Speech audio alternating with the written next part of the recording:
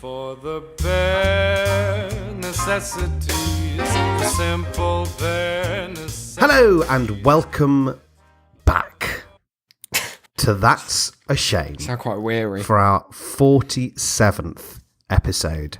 We are coming up to the closest thing we'll have to a milestone for a long, long time. Oh yeah, many moons. Toby Milestones King is veritably shaking with anticipation. He wet himself. I am Declan. And with I'm me... Oh, hang on. Isaac. Look, I can introduce myself, okay? Fine. And I'm Isaac. How are you, Declan? I'm very well, thank you, actually. Good. We're in a characteristic rush, as ever. So yeah, Despite gone so halving our content output, we have also at least halved our effort that we put in. I think what happened was that I went too far the other way because I was like, oh, it's only one a week now, that's fine. And now we found ourselves with 1 second to record, which is, we've had busy weeks. We have. But it's not excusable. No, it's We're going to change. It's also like I find myself in this weird twilight zone every week where I'm booked to tutor this kid from 5:30 to 7:30 every Monday. And my working schedule at the hotel changes every single week. Like it's different days all the time. They like to keep you guessing. And yet, somehow, we end up every Wednesday recording at the last minute. And I've been tutoring this kid and I've got work. Like every week without fail, it's the same. Somehow, something means that the tutoring gets moved and my shift is just, perpetually on the same day. Well, look, I think it's dark forces that have combined to try and stop this content going out because they know all too well in their horrid, decrepit hearts that this is the last bastion of righteousness. You think we're being attacked by some evil podcasting cabal? Yeah. Demons. And the pangolin hasn't stepped up. You don't think it's the old do you? I'll be editing that out. But I'm certain that it is. They're big fans. And I mean, we were going to record some extra content because we had some hours left, unusually. Oh, that's gone. At the end, at the end of our cast rebuild month. yesterday. But I had to go away. In fact, I had to go down to where Isaac lives, but not to see him, and because he wasn't there. Wasn't there. It was very odd. It was a comedy of errors. I had to. I hear you came to my house while I wasn't there. I did. Some sort of pilgrim. Just went into your room, just had a look, moved some things. Look around. Horrible. Yeah, no, I went to go and see your mother and William. Oh yeah, I know them. You do, because from what they said, you don't ever talk to them. I don't talk to many people. There were about 3 points where I foolishly continued to say, "I'm sure Isaac's told you," Wrong. And they both just silently shook their heads with this Tell us anything. resignation. Quite important things as well. It wasn't like, "Oh, I'm sure Isaac's told you, about my his favourite colour." Yeah, I'm sure he's told you what I had for This dinner week. last week. It was like, all that money you're going to be paying in about. Has he? No. Look, we should announce then. Also, I haven't said, and I will say, just for the sake of anyone who's listening and likes routine, this, not unlike every other episode, is going to be one hell of an hour. Oh, sorry. Yes, I didn't give you your weekly chance to say that. It goes without saying. Yeah. But I thought we should maybe announce our maybe news. Like I'm holding off. I know, but we calling have it been. Yeah. Certain. I've been holding off telling people unless they're very close to me. Oh, even then, I've asked people directly not to ask me about it until I've confirmed. I'm like, look, it might happen, it might not. Don't talk to me about it until we know. I'll come to you. It's something where every day we're getting news that we're a stage closer, and yet I feel just as far away. I'm waiting like the Jenga blocks of each stage, each micro stage as it progresses up to this treacherous tower that's going to collapse in on itself and leave us both homeless. But if that's not to happen, I'd say, what percentage are we? I'd say about 85. 80.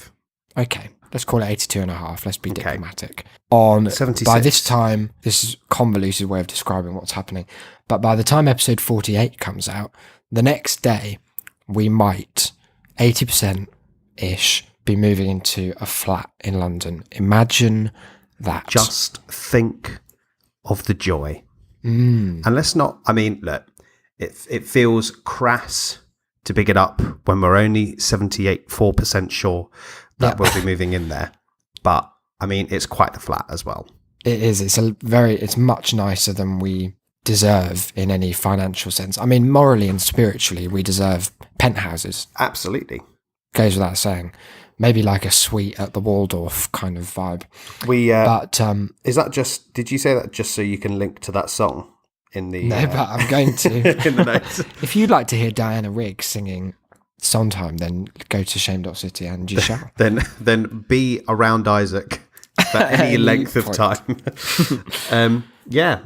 And, imagine that though. It's going to be mad. It'd be mental. How do you foresee it impacting Shame City? Is that output? Output, I see it definitely helping in Yes. terms of quantity. Not quality. Well, the quality thing, I don't know. I've no idea. I was talking to someone earlier about the fact, our good friend Emily, I was talking to her about how I think it might affect the podcast. It'd be interesting because I've really enjoyed some of our In the Same Room episodes. But I've enjoyed the novelty of it. Yeah. And also some of them end up being so in jokey because we're in literally the same room, and because we've been spending usually in those episodes, like I've come to visit you, so we've been spending a few days together, that we have this bank of our own references that we keep making ourselves laugh with, and it makes exactly none of our listeners laugh because they don't know them. So I think it will be hard for us initially to get away from the fact that we'll be around each other far more often. And so yeah, it'll be interesting, but we will do our best for you, dear listeners. Yeah, I'll just move out every so often for weeks at a time. That's fine. See what happens. We can record from separate rooms as well. So it's like nothing's changed. So fucking pretentious. Imagine so both of us like telling our housemates, being like, "No, just don't disturb either of us." Basically, the whole flat is currently in recording mode. You see that red light that I've stuck to the wall? That means you can't move, so stay in your little hovel and don't come out. But yeah, it's going to be interesting, certainly. We should say as well that our flatmate, it looks at the moment, is going to be none other than the wonderful friend and colleague. And colleague, but Mark. Soon to just be friend Mark. Friend and housemate Mark. Friend and flatmate Mark. Oh, yeah. There well, we that's go. exciting. That's good, yeah. He's very excited. Well, that's good. Which he is doesn't know where he's staying yet. Which is odd because he, hasn't even been Hasn't there. seen the flat. But also because he's a perennially unexcited man. Oh, that's good. Which I feel is something that you'll share. Should we get him on the show one time? I think definitely. I think one time. I think it'd be. I was going to say, it'd be like cruel not to have him on at least once if he's living in the flat. Imagine if he was just so bad on the show that we had to just get him on like a pretend episode where we record into a toaster. Yeah, come on. And we have to set up a whole other RSS feed and put all of our episodes plus that one plus all the ones after it into it, but only publicise it to Mark. That'd be I'm so sure cruel. he'll be a fantastic guest. Imagine going. You mean on the show, not in his own flat? Hopefully, in both ways. Yeah, I think of everyone in that flat as my guest. Maybe we should tell a bit about our estate agent and her wet eyes. That's all I know. Well, the first time I met her, I've been sitting on all these stories for a while because it's just been like a source of extreme irritation to me whenever I've had to think about this whole process. So I haven't been able to find much fun in it. But maybe now that it's concluding, because we're 55% sure that we'll get this flat. So the first time I met her to go and look at this nice flat, I was sitting outside for quite a while and she texted like, "Oh, really sorry, I'm running late. I should be 10 minutes or something." Well, she was half an hour. So I was predisposed to be a bit annoyed, but also I'm late to things. I don't care that much. I'm not one of those, like Ricky Gervais always brings up how much he detests lateness, and I don't care about it particularly. No, it's not one of my pet peeves. Really. No, so she turned up half an hour late and she was like bustling out of the car like there was a tornado inside it that she had to escape from, and she was like dropping papers everywhere, and just in that erratic, frenetic state as she crossed the maybe 15 feet from where she'd parked to where I was sitting, and had her hand out the whole way to like shake hands, but from too far away. So it was like a homing missile coming towards my palm. And she was really apologetic. And in a just small talky way, I was just like, oh, that's fine. Like, was it traffic or something? And she was like, I have to be honest, traffic was a factor, but... And then she sort of paused and gazed off. And it looked like, have you ever seen the commercial that is the cultural touchstone of the Native American man who cries when someone litters? It's that. What? You must have heard of this before. What are you on about? It's a very often parodied commercial that ran in America that was just about not littering around the country, Right. and the way they thought to... I haven't seen it for years, so I might be mischaracterizing it somewhat. But from my recollection, what happened was someone drove past and dropped a can out of a window of their car or something. And this Native American man notices and just cries. It's a strange, like... It's an odd vector for empathy. It's like, well, you've come to their country. I was and about killed to most say, of like them, so the American, at least not drop a can. the American perception of the Native Americans is that they've really moved on from the whole massacre, Yeah. slaughter, marginalization, and theft of land. And now their big concern is now that all the that's main over, what we want to do is just keep Now the that we've place resolved tidy. yeah, I mean, come on. Manifest destiny is one thing, but can we keep the fucking drinks I cans have to yourself? live in this 1 square foot of land, so I'd rather they weren't your Pepsi cans all over it. Quick tangent. What about that thing we've both seen that was a screenshot from a US textbook titled, it's a history book for kids. It looked at maybe like 13, 14, because it was kind of fun colours still, Yeah. but a fairly serious topic. The title is like, Moving On. And the paragraph says something like, when the pilgrims arrived, they asked the Native Americans if they wouldn't mind letting them have some Don't mind space. kindly just The natives agreed. popping down the and road. moved on. Mad. What a dreadful, dreadful lie. Anyway, she did this kind of look like she was about to cry for all the litter in the world, and did that big intake of breath and just said, I've never felt bullied before as an adult. I was like, okay, this is an interesting way to describe that story. I always like it when people take odd structures in how they retell events, because it's something I've been thinking about when I'm reading It, that you kindly lent me, Stephen King's book. It's a very odd collection of ways he has of telling that story. And in the same way, our estate agent dived into her reaction before telling me the event, so it kind of gave me a good framework. Do you think it's a filmic thing? Like non-linear Yeah. films make people think that it's best to tell stories in unconventional ways. You can't just start with Once Upon a Time anymore. You've got to start with it's a bit like hackneyed. open with some action, freeze frame, record scratch, And then it rewinds. Yeah. Record Yeah. scratch. This is me. yeah. You know. Yep, that's me. Oh, okay. Maybe you're wondering how Like I got an here to be this ginger cat eating lasagna on the Eiffel Tower. Yeah. In this sort of I know what you Garfield mean. biopic. Yeah, it's maybe a bit overdone, but I like it in moderation. And this Yeah. was moderation, because anyway, she told me a story about how they had one client at her estate agency who'd been there for 6 weeks, and they'd had to hire a new person just to deal with her. She'd bought a big penthouse, like filthy rich. And then a light bulb had gone. It was something really minor, like a light bulb or a light switch wasn't working. And she'd gone mad about it. And they'd booked electrician after electrician to kind of fix the problem. And she just kept cancelling them and then shouting. And our estate agent had been over there, and she's just the nicest woman. She's a bit mad, isn't she? Extremely. But in a she's very lovable mad. way, like a really... Yeah. She reminds me of a kind of Professor Sprout figure. Herbology Yeah, she's kind got of that vibe. kind of Miriam Margolyes Yeah. kind of vibe going on. She was on the verge of tears, really, for the whole of this story. And then I didn't think too much of it, but it kept coming back up because she was just really put out. Like, she'd forgotten the photos. She'd left them in the client's house and stuff. So I was very sympathetic, is what I'm getting at.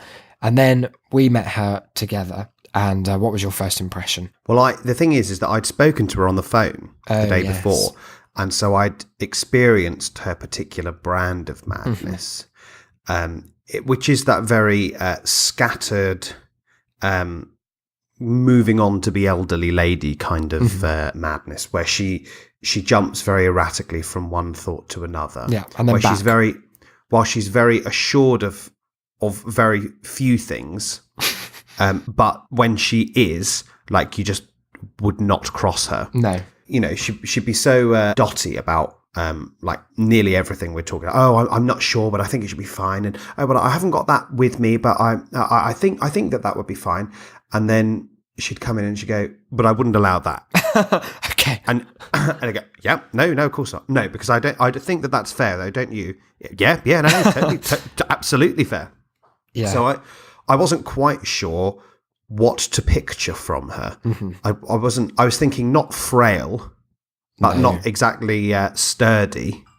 But then, oh my God, what's this? What's happened? There's a fucking iPad going off somewhere. I didn't know anyone in my house even owned one. That's like the start to a bad techno horror film where I have to hear you die on the podcast recording. It's the way he would have wanted to go. Anyway, I've put it on silent. Good. I've never seen it before. Could be mine. I can't find my iPad. Maybe it's like a modernised version of Death Note. Oh, that's a nice tease there that we'll come back I thought to. you might like that, yeah. Yes. So I wasn't sure what to expect. And then, What did you expect with regards to like her eye state? well, Arid? there's very... Leaking? What I'd say is that I think a lot about eyes when you meet people, because obviously they're the window to the soul. And Some people also have very they're sneaky eyes, don't they? They're a nice basic indicator sometimes. And they're also, when someone asks you about another person, eye colour, eye shape, eye wetness, well, maybe not the last one, but the former two are definitely identifiers. We met, and I'll be honest, I hadn't had much of a chance to get a look at her eyes. I was trying, like ducking around. She seemed to be She was hiding from them, me. yeah. Suspicious. But she seemed otherwise lovely. Anyway, we got into the world's smallest elevator, carpeted, which always unnerves me a bit.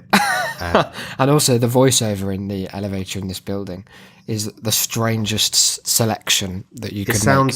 It sounds like someone who's like halfway through the process of enlightenment. Law 4. It sounds like a bit we talked about ages and ages ago in that play where it went, "A space farm." Yeah. It's that kind of delivery. It's a really strange, like ethereal but slightly unhinged delivery, which is not what you want in a lift necessarily. No, and there's a plaque on the wall that says it can hold 9 people. It says it can fit 85 legions of men in this Despite it- 1 by 1 foot space. despite it being the size of a book. I got in it first, and I felt That was like it. I was already I took the too stairs much. But we got into this cramped space. this dumb waiter. Yeah. There's just an old man who like, pulls on a string Haunted to lift you looking. up. And we were all very close. Yeah. And she started like thumbing her own eyes. I don't know what it What a it horrible was. verb to I have know, chosen. but that was it. Thumbing. She was thumbing her own eyes. And before, I mean, I'll be honest, I wasn't expecting any kind of apology, but she came forth with one anyway, which was that she said, "I'm sorry, I've got very wet eyes." I didn't know what to say. I couldn't in even a look. tiny lift. I couldn't even look at Isaac because that would have been the was on the end edge of us of living bursting out somewhere. laughing. We'd have been barred from been every blacklisted from London. single estate agent in the country.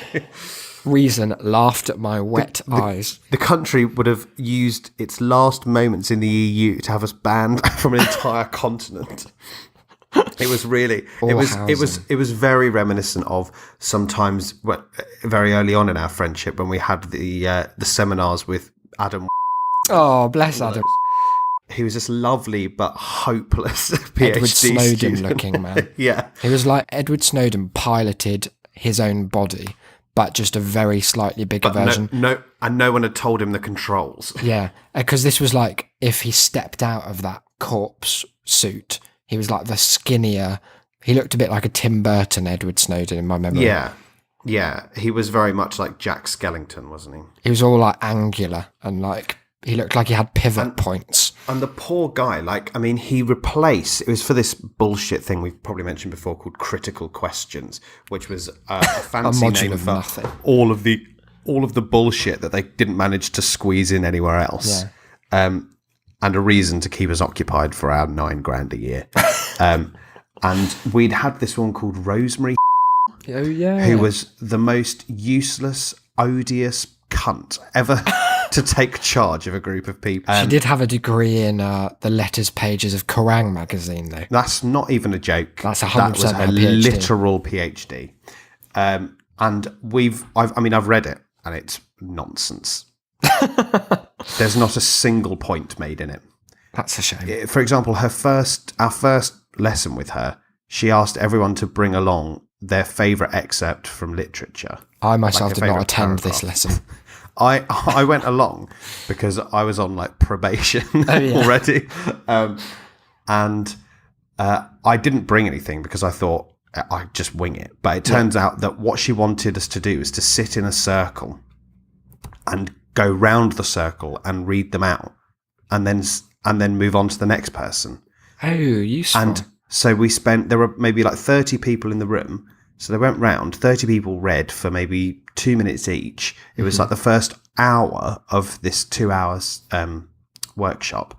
And her point, when we finally completed the circle and got back round to her, was that we'd all chosen different extracts. But the thing was, we hadn't, because some people had brought the exact same extract That's along. such a shame. So whilst she was making the most fatuous point, with like the most vacuous argument, she'd still managed not to make it. Like, because two of the people looked at each other and were like, well, and she was like, so moving on.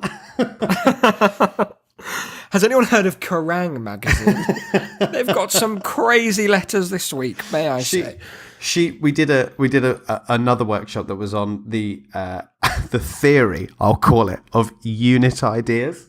It was which, nothing. if you don't know it, look it up because it is nothing. It's one of those theories that is both everything and therefore nothing. It does not refer to any idea. The basic idea that they put across is that all ideas can be broken down into simpler unit ideas. And that you then use these fundamental ideas to kind of build up to bigger things.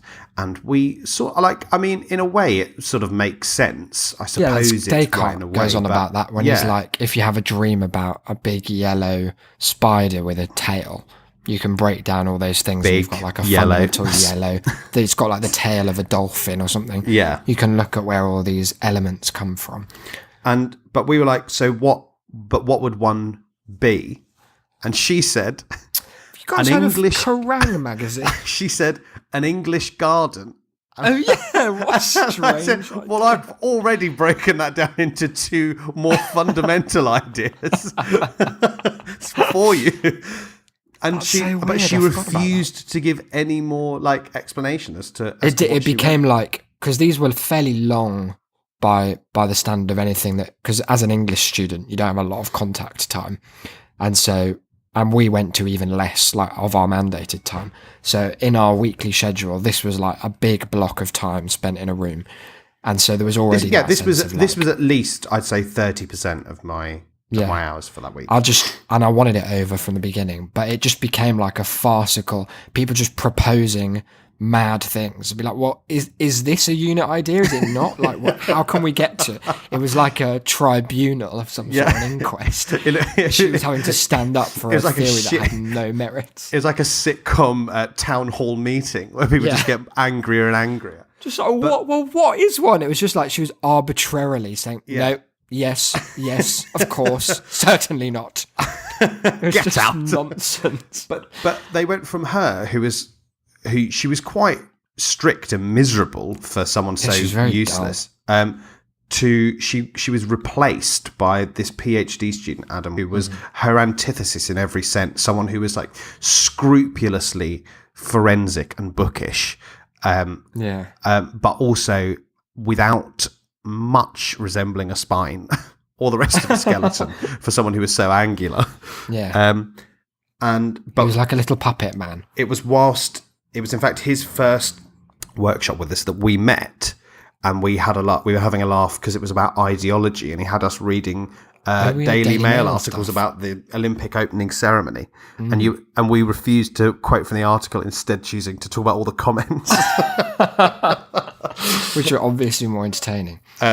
But then, I think our real bonding was a couple of weeks later during the workshop on comedy, and which, I mean, we were looking forward to anyway, because he was one of the least funny people without being unfunny. He just kind of, there was a real absence of humor to him. He was like the neutral planet in Futurama. It just sort of would have bounced off him. Like, he could have been sat in front of Stuart Lee trying for 8 hours with his best material, and it wouldn't be that he found it not funny. It would be that it was as if it had no nothing effect. was there. It was like the ghost of comedy. And so we were already looking forward to how he was going to teach us about it. And Just how he's going to engage with it as a concept. He chose perhaps the worst vector imaginable, which was to go straight in with supposed literary comedy, for which he chose a section from Don Quixote. Yeah. Now, I don't know about you, but it's never been a book that made me laugh riotously. No, it's one of those where you can appreciate it's a bit of wit. Yeah, and occasionally the reason you know it's not that funny now is there are bits you're like, oh, that's a good joke, like that holds up, which is to say that the rest of it does not. And like, you can appreciate that it was funny when it was written. Adam, bless him, brought along a section from this. Oh, God, I've forgotten about his extract. And he'd typed it up. White text on a black background on a PowerPoint. And he had it on the screen and then proceeded to begin reading it. And it was a scene where Don Quixote mistakes some windmills for giants and goes to attack them or something. For quite a while as well. Well, this was the thing, is he started reading, and there were about 300 words, I'd say, on the screen, on this slide. And he started reading in the most monotonous voice that you could possibly muster. It was like he was actively trying to suck any ghost of humour that there might have been out of it. And Isaac and I we were sat either side of a friend of ours, and she was constantly having to just kick us because we were crying. Like, I was in It just bits. there are so many situations that, and they're quite particular to being an education, I think, because I don't experience them very often now. Maybe you do if you're in an office meeting or something. I think to me it was the classic you can't laugh in church kind of idea as well. Yeah, it's that, but it's also like the rigid refusal of the rest of the present company to acknowledge the absurdity of the situation. The man had been reading for 18 hours in the same monotone delivery, and then, this was about comedy. Yeah, but then he reached the end of the extract and then clicked a button, and there was a whole other slide, another 600 words. I could not deal with it. I was letting out squeaks, because otherwise I was going to have an aneurysm. My whole face was red. I remember that there was one stage towards the end where we both, I think, accidentally caught like one another's eyes. I think we were both looking over to see if the other was still laughing, and happened to do it at the same time, and caught each other's glances, and I nearly fell off my seat because this man was so unimaginably boring. It was relentless. And he finally came to the end of this extract, stopped, stepped to the side of his lectern and went, "Now, why was that so funny?" Great question, Adam. Where to begin? I could not believe, I was so angry that it was you, me, and lovely Max, across the room somewhere laughing, and everyone else was just sitting there. I don't get that reaction. Is it that they're pretending to just be like more grown up? They're just better at moderating that impulse. Yeah, they're just unfunny. They're the same people who were There's a lot of tutting. who thought I didn't deserve to have a degree. Oh, yeah. Those ones. Yeah. Our supportive those academic 80% colleagues. of the course. Bless them. But oh dear. Yeah, it was a powerful moment. I don't remember learning that much about comedy as a result. No, very, very, very little. I did learn that if I ever needed to cast a kind of tortoise unthinking figure. straight man upon which to just descend all manner of madcap characters, then Adam would be first and foremost. He could be the centre of the action while it all just goes mad. Because he just had the emotional range of drywall. It was quite spectacular.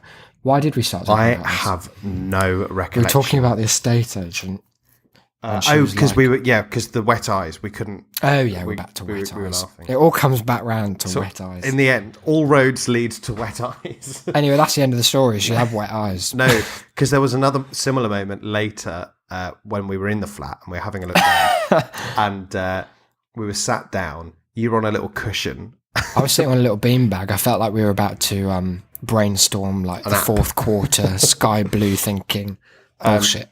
And you were on a little beanbag. Adrian and I were at either ends of a sofa, and we were talking about ways in which us moving in would be even remotely financially possible. Because basically the problem with this whole process and why it's been so tedious is that Declan and I resolutely refuse to thrust our square peg into the round hole that is full-time employment. I haven't even resolutely refused. I have You're been being resolutely denied. refused. Whilst also, like, I mean, I'll be honest, it's not something I'm crazy about. No. But yeah, we're doing this without full-time positions because we know that we can make the money anyway. Yeah, No, in from one of those. tutoring, Yeah. writing, acting, you know, all sorts. On the 45% chance that we get this flat, we know Yeah, that solid that it'll 40. be that it'll be fine.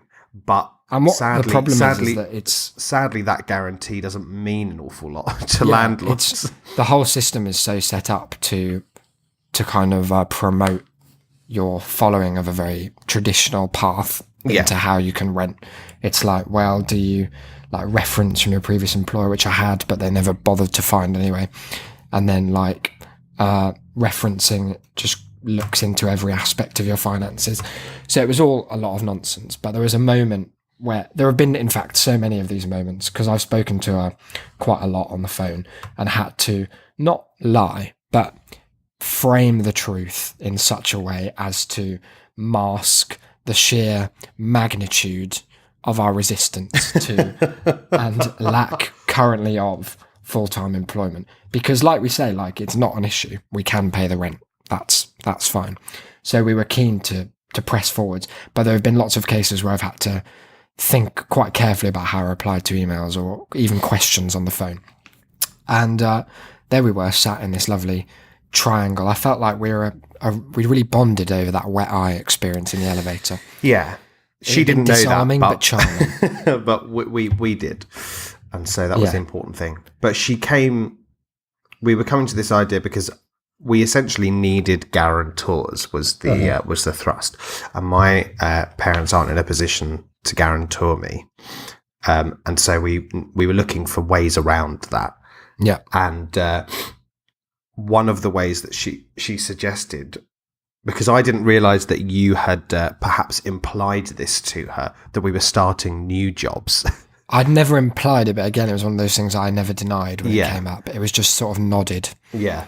And she was like, well, I mean, obviously, one of the things that could help if we just get a letter from each of your new jobs that you're moving into. And I just Confirmation of employment. I looked over to Isaac, who lifted his gaze to me very, very briefly and just shook his head ever so imperceptibly, as if to say, don't interact, don't engage on Say that. anything. Just I like, need this. yeah. Right, okay. Well, I'll see about those letters, yeah. It was very similar to the glance when the inimitable Joe asked us what we wanted for breakfast. It was so deathly So similar. at that time, my eyes were bleeding from fear, which kind of gave the game away. Really angered old Joe Angela in a big way. I wonder if that's still up. Should we do a little update? I'll have a Kamjasara, whatever it's called. Yeah, it was something like that. Okay. Any guesses while it loads? Almost certainly. Yep, so it is up. Good. And how much are we charging a night these days? I can't. They can't have gone lower than 17. So I'll say 17. £16. No. Wow. Definite murder. Let's have a look. Oh my god, there's a place nearby that's doing £15 per night. Oh dear. Should we And stay there? all the photos. No. All the photos look like they were taken in the 70s. You can stay in the past where £15 a night actually meant hundreds. Yeah, they just very haven't moved on. There's lots of these sort of relatively close to Bloxwich. Is it a veritable Hell. summer isle where they're all just looking to murder you? Pretty much. That's the vibe over there.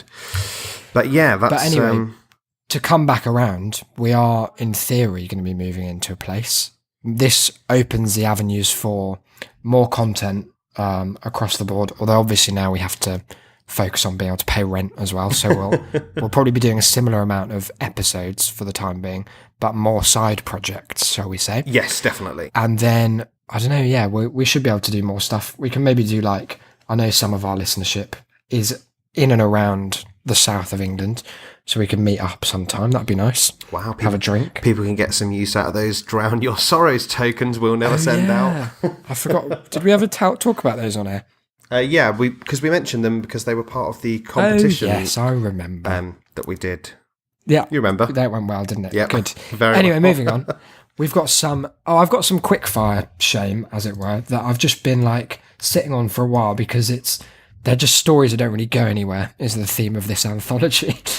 They don't really have an overarching vision. They're just some things that have happened. That's a nice way to close out the episode. I've got one or two as well. So yeah. So here you go. My first one. This happened a couple of weeks ago now. Oh no, probably about a month ago.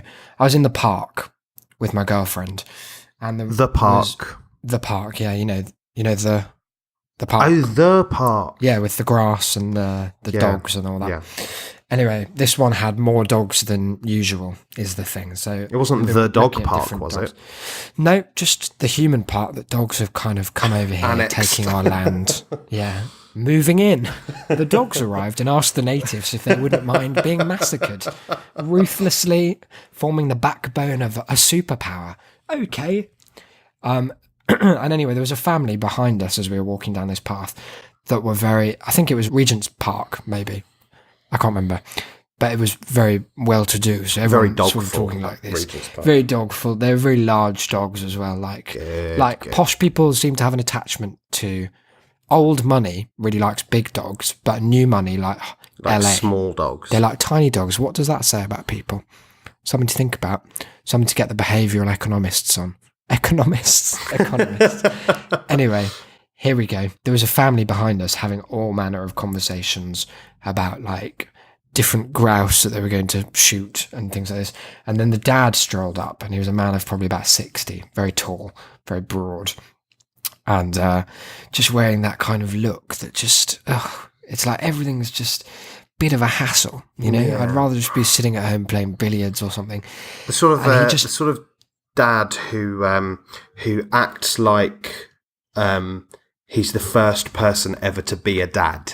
Yeah, it's like, God, these tiny little adults, they don't have a fucking clue, let me tell you. Got homework coming out my ears. Yeah, I tell you, and they need to go places, they need feeding. I mean, I barely have a moment to myself 3 times a day anymore. I'm sure he made time. In fact, he may have made time prior to this trip, which would explain what he did next. What he did next was he sort of came out of the woods where he'd been looking at one of the dogs just running around, enjoying its life. And he came back. I don't know, actually. Who can ever be sure? He barreled back to his family with this look, as if he was just remembering something that troubled him mildly. And he said, come here, one moment. Did you know that wild dogs are democratic?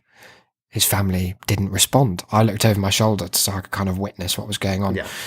And he took their silence as, I guess, interest. And he launched into this big spiel about how basically they sit around, these wild dogs, and they all vote for things, and how that was basically where humans got the idea for democracy. The ancient Greeks. Yeah, they just sort of sit went around. for- And Plato. every dog has its say. Plato went for is a really walk the one same. day. Noticed a bunch of wolves just sat around raising paws in turn. So, wow, let's give this a go. Exclude the slave dogs. Don't though. let the slave Don't give dogs them a in. vote. Jesus. So that was odd.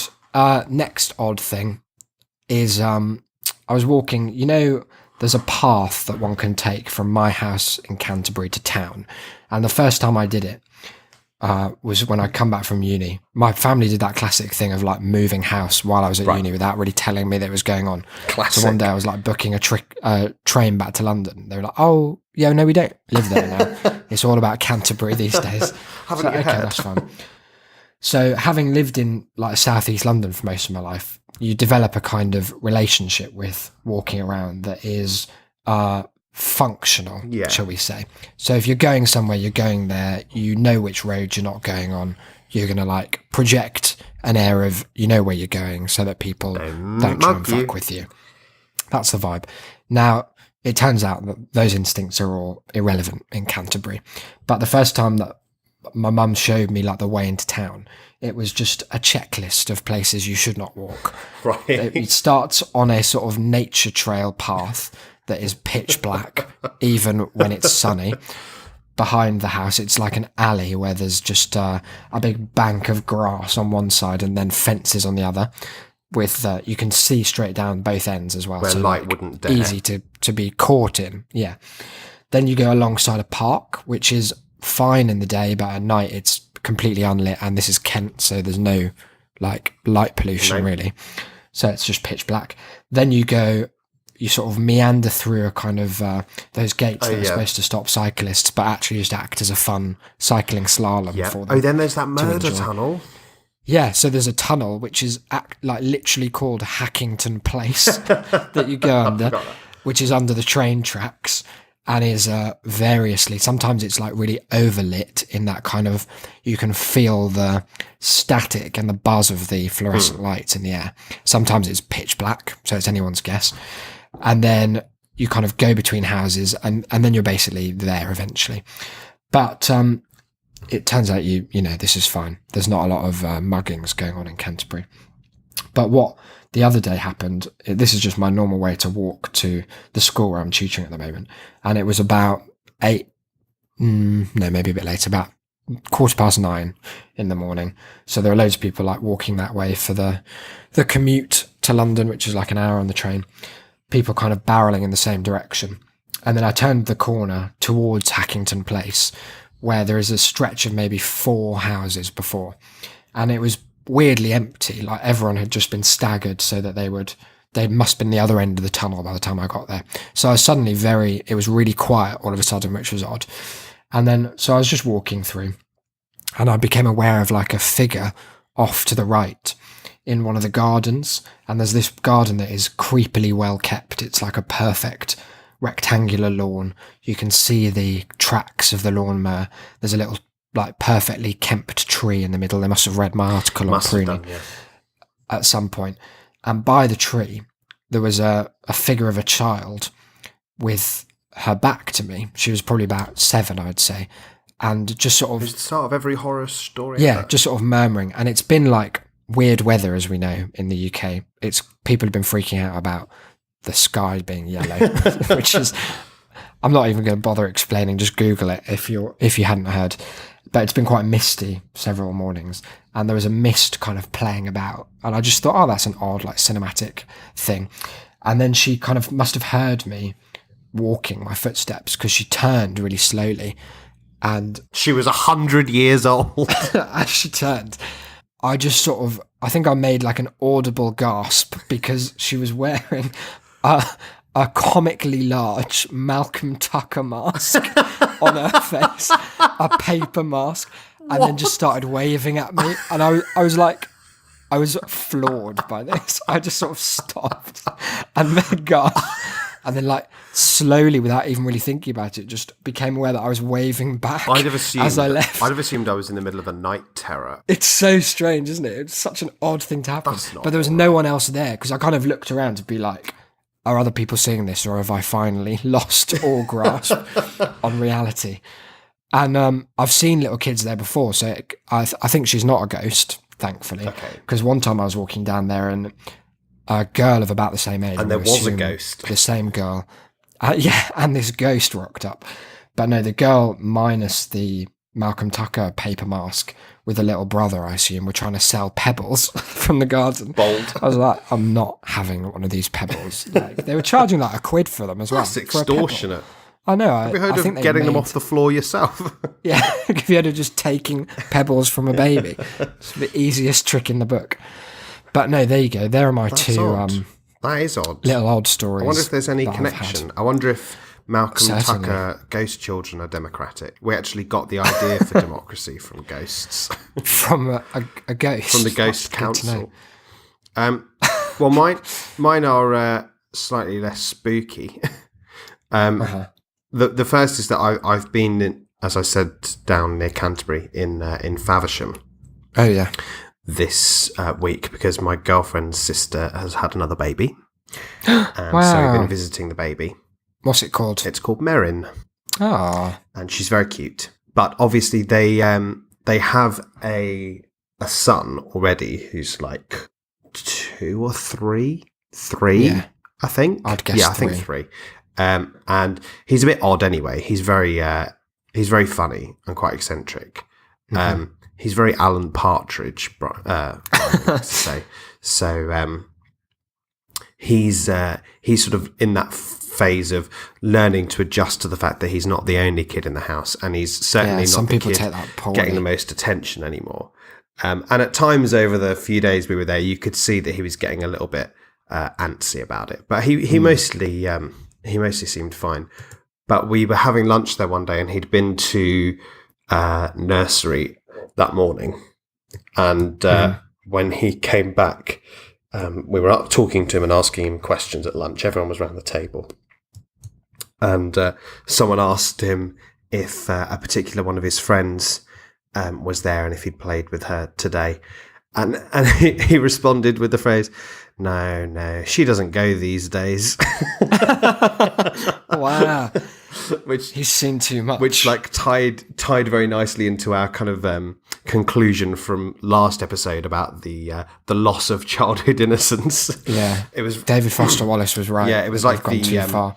the Dylan Moran line where he talks about children at parties and he about how they're all far too serious. None of them seem to be having fun anymore. And how he goes up to one and asks, he said, I asked this girl, why isn't anybody playing? And she said, oh, it's these parties.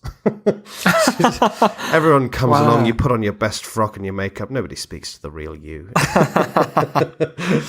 So we were quite, I was quite amused by that. I couldn't help but Yeah, that's a chuckle great at thing him. to say I for love, three. again, like I just love young children using these really like dry adult phrases. These days is such a good one as well because it's so couched Yeah. in the kind of vernacular Weariness. of middle age and yeah. often associated, as we've pointed out, any sentence that starts these days, comma, it's going to be racist. It's gonna whatever be you're about to racist. say. It's gonna be These days you can't move xenophobic, forward. homophobic. Yeah, some sort of offensive. There was. Speaking of which, have you taken a look at Racist Pets yet? Oh yeah, Because it is it's great. the best Twitter account of all Should time. we link to it? Yeah, it's Shame.city will have a link. it's essentially that someone has noticed, and I'm so glad that they have, that It's an incredible an bit of trend inordinate spotting. number of racist accounts on Twitter have their pets as their little profile picture. And so they've just collated all of these tweets from across the internet, well, from Twitter, I should probably say, specifically. where the tweet is incredibly racist, but the picture is of some cute little dog. So it just looks like there's a bunch Such a of great racist contrast. dogs online, and it's really funny. They gave us democracy first, and now this. Who'd have Now thought? they've turned on us come with too far. racism. Yeah. The other story was I had, because obviously we're as we said, we're hoping to move out, like 30% chance. Yeah. So I've been getting back into the old freelance bullshit writing world. And I today had, imagine a more tragic sentence than this. I had a 40-minute over the phone interview for a job that is likely to pay me about $5 a week. Oh no. That's so I was like, sad. I'll go for it anyway, because the woman was quite jolly. She's a half. Imagine this is a job, right? She's a half Jamaican, half Nigerian, British lawyer, living in London, specialising in Canadian immigration law. Wow. So That is an unusual collaboration of factors. So She might be the most interesting person alive. it was good. We had a fun conversation, and at the end, I mean, most of that 40 minutes was just us chatting afterwards. But I can't remember why. But we got onto the subject because we were talking about being on the phone and working on the phones and whatnot. And I mentioned the wonderful story you told about getting back at that scammer. The one who swore at you in all the languages.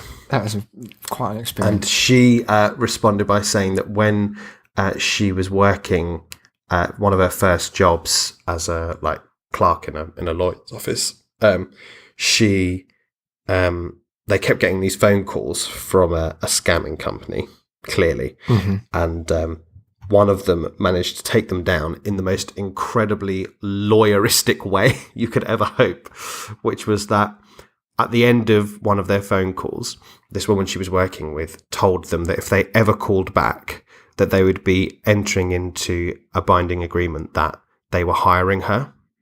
So she'd be recording their calls and charging them at a rate of £1.75 a minute or something. Oh, that's pretty good. And they rang back. They obviously thought she was joking.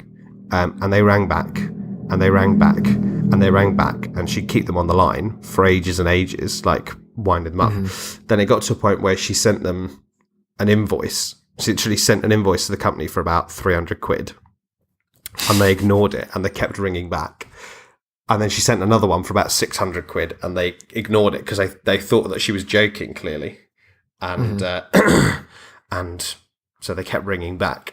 And then in the end, she took them to court for about 1,500 quid's worth of phone calls and won. And they had to pay all of her legal fees as well, and pretty much anything she wanted because she'd set out her terms clearly on the phone and had recorded it, and they just kept ringing back, and I was like, that's the most lawyer story I've ever heard. That is amazing. So That's so good. Don't I'll go next do next cold time. calling the old law.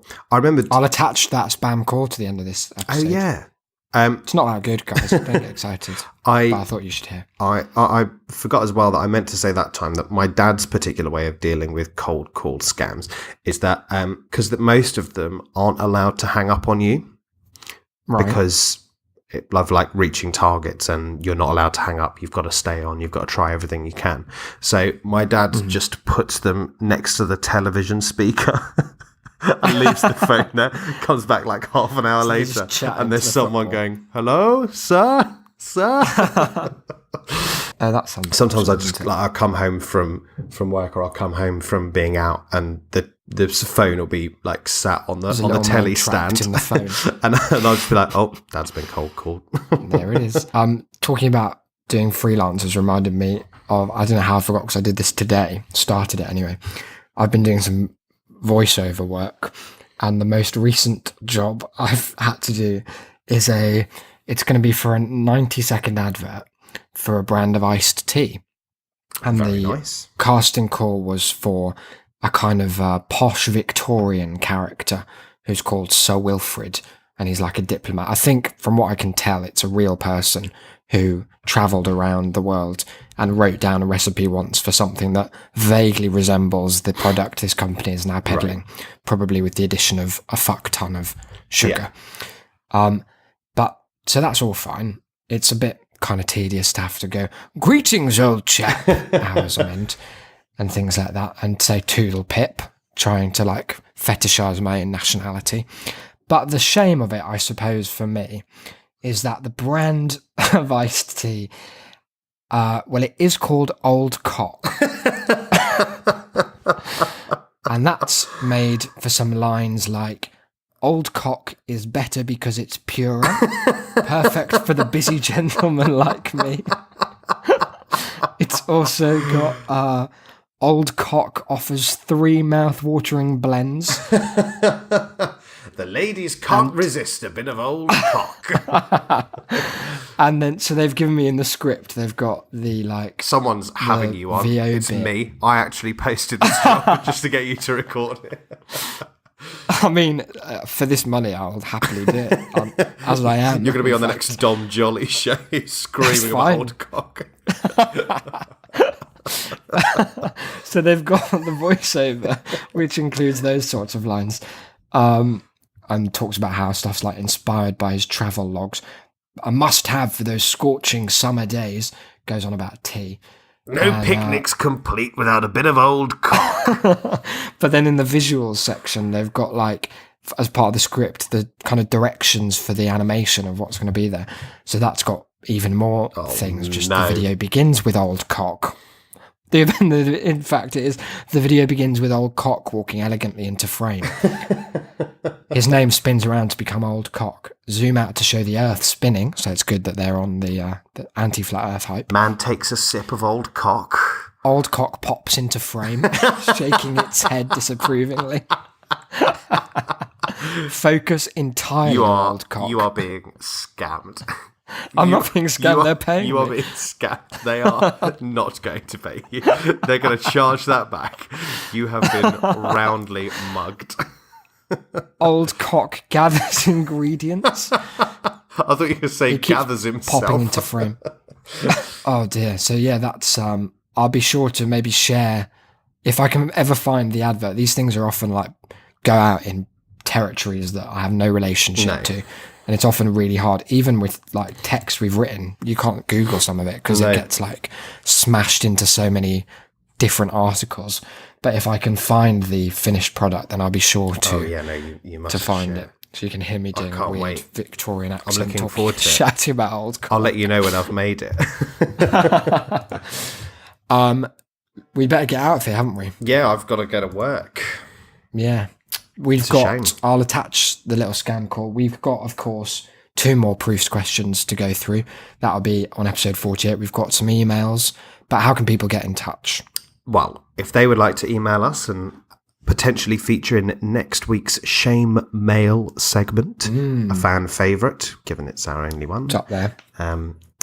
you can email the show tass@shame.city, True. or you can get in touch via the website shame.city/contact. Yep. If you'd like to find us on Twitter, then you can find the show at That's Shamecast. You can find myself at Cynical Declan or Isaac at Isaac BD. True fact. We've got the mailing list where there will be a 100% guaranteed bonus episode this month. On top of our Halloween special. That's just the kind of people we are. 2 bonuses in 1 month. If can't I shake an weren't old cock us, at I that. wouldn't believe us, but I am us, so I do. Good. Shame.city/mail is the place to sign up. Emily, there. Emily, if you could get that one on a mug, that'd be great. That's going to be a fucking Sports Direct mug. It's more of a Horrible. tankard. Do you think I'll get any free Old Cock iced tea for doing this? I hope If you. I I mean, if I know the If old we do, cock I will people, send it. and I do because it's me, Because I'm them. you're going to get a little bit of Oh, sorry, could I tinfoil. get Get a little bit of tinfoil with some Sharpie that says if old I ever cock. see a bottle that says Old Cock on it, that's it for me. I'm checking out of Was society. it the last episode, the last series of The Apprentice, where they had to make a gin, and one of them made a gin that was literally called Empire Gin, and it was like on the bottle was a design of no. like a map of the British Empire. None of them seemed to realise that it might be vaguely offensive. Weird. Telling me that the people that go on The Apprentice aren't all that upstairs. You That wouldn't does surprise me. have believed it. Shame.city/mail. Get on that mailing list. We don't spam you in any conceivable sense of the term. Other than that, of course, reviews are always accepted. Shame.city/review, it takes you but a minute. It helps us a lot. Not sure how, but it does. We'll read those out in future episodes. What else is there? Nothing. That's it. That is it. Word of mouth is best of mouth. Tell a friend about the show. It's quite a show. This episode's been quite kind of erratic. Sorry about that. But soon, also, when this 25% flat comes in, yeah, it'll all be better. We promise. it will. It's going to be a brand new age for Shame. I was City, thinking let me it could tell be you like that. it could be like series 2. Ooh, won't be doing that because Yeah. that'll be cumbersome. You can on go my back end, and change but everything you can to series imagine 1. that it would be. We can just refer to it without it making any Yeah. reasonable structural difference. That's the best kind of change. Other than that, yeah, this has been episode 47. Thanks for listening. Stay tuned for some little spam call thing at the end. Yep. The guy does hang up on me in the end. I've been Declan. Stop that. I'm not having this. You've been. I've been upset by this ending and I'm never coming back to the show. Bye. He's been Sulky Isaac. We'll see you next Wednesday. Hello, can you hear me? Yeah, this is Kevin Williams calling you from British Telecom. And this call is regarding your internet connection, alright? Yep. Actually, we are at your yard as your internet service line has been infected. That is where we are calling you directly. As from past few days, we are receiving many problems when you're running messages to our main servers from your internet service line. So this is for your benefit that because anybody can easily steal your information, misuse the information for illegal activity. Oh no. That's where we are. What kind of illegal activities? Any kind of illegal activity. Any kind? The private details, banking details, No. and you have done any online banking, they can steal all your information. Oh my easily. god. So your service line has been infected. How could this have happened? Right now. Sorry? How could this have happened? As your internet service line has been infected, that's why we are calling you. We are ready to fix your problem. Okay. We are going to stop your internet connection, dude. Okay. I'm ready. So, do you want to stop your internet connection, or you want to fix the problem? I need to fix this. This is life and death. Okay. Okay, first tell me that in which device are you using your internet connection? A computer. Laptop? Oh, your computer. Yeah. So, can you switch it on right now? It's on. It's ready. It's ready? Yeah. Alright. Okay, just can you be on the hold for me with for just 30 seconds so that I can transfer your call Okay. to your supervisor? So Okay, that please be quick. I he need. can guide you. Please Sorry? don't leave me. Yeah. Hello? Hello. Yeah, I'm here. I'm ready. I'm ready. Okay, so can you be on the hold? I can transfer your call to a senior supervisor. Good. Yeah, that sounds good. Thank you. That sounds good. Send your best men. Thank you for holding on line. I really appreciate your time and patience. You there? I am. Hello, Microsoft. Hello. Hi. Sir, my name is Harry. I'm calling from British Telecom London. Okay. Great. And so I hope you're aware about it. And your internet connection is right now disconnected. Yeah. No, I've heard all about it. How bad is it? Give it to me straight. I'm sorry. How bad are we talking? So I would like to aware you about that your internet connection is infected and you have to fix this issue as soon as possible. Oh God. Is it bad? Okay, and absolutely, sir, because anybody can use your identity and can do any kind of criminal activity. Any kind of criminal activity? Yes, because if Wow. you connect infected line with your devices, what will happen? Anybody can connect with your devices at any moment of time, and that is Fuck. the reason we are stopping internet service right now, right away. Oh my God. Okay. Yeah. No. Call Stop to it. let you know that we are stopping your internet connection. Okay. And if you want to fix this issue, kindly go ahead and visit the service center or service provider Okay. in order to fix this issue. Yeah. No. I'll do that. Okay, thank you. Thanks.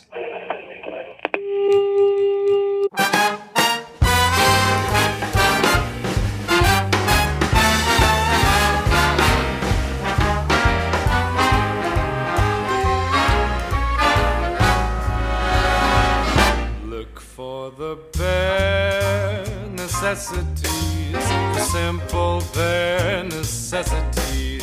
Forget about your worries. and your strife. I mean the bare necessities, oh Mother Nature's recipes that bring the bare necessities of life. Wherever I wander, wherever I roam, I couldn't be fonder of my big home. The bees are buzzing in the tree to make some honey just for me. The bare necessities of life will come to you.